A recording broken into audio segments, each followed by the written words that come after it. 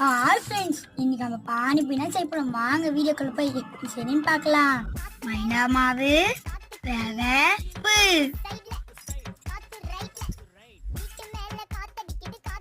புதினா, கொத்தமல்லி, பச்சை மிளகா, இஞ்சி, ஜீரகம்.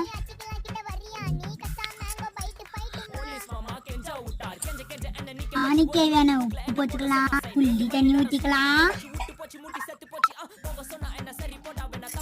வெங்காயம், உப்பு, மிளகாத்தூள்,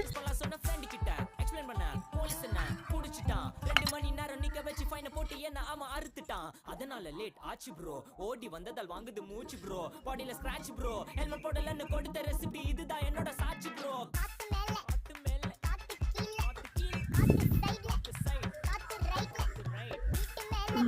நீங்களும் ட்ரை பண்ணி பாருங்க. பை.